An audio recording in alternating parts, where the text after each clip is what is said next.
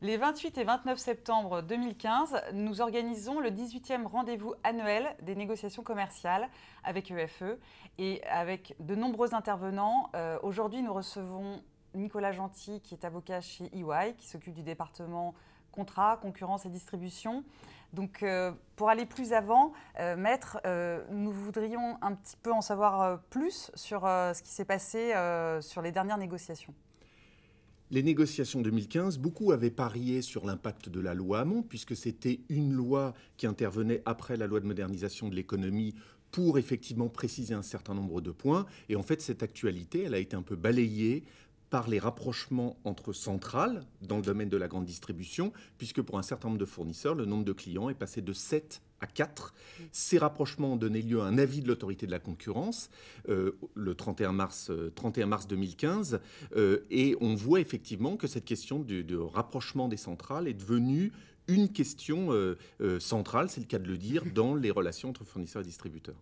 Donc, selon vous, ce fameux avis de l'autorité de la concurrence dont toute la presse parle, il va avoir quels impacts pour les acteurs du secteur? Alors, d'abord, c'est un avis. Donc, un avis, c'est donner une grille de lecture aux opérateurs économiques sur la manière dont ils peuvent ou pas se comporter. Mais c'est à aucun moment de juger précisément ces rapprochements pour déterminer si ces rapprochements sont conformes ou non conformes au droit de la concurrence.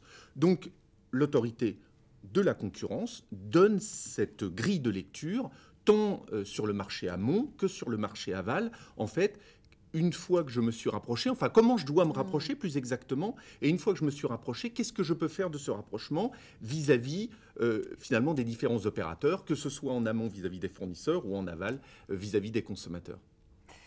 Donc, on a également beaucoup parlé du déséquilibre significatif. La Cour de cassation vient de rendre 2 arrêts. Est-ce que vous pouvez nous en dire un peu plus?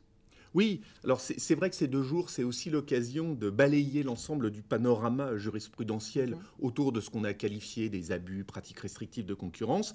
Le déséquilibre significatif tient bien la place qu'on attendait de place centrale en matière de régulation des abus, et la Cour de cassation est venue confirmer la jurisprudence de la Cour d'appel de Paris sur la méthodologie, en fait. C'est ça qui était important, méthodologie d'analyse du déséquilibre significatif.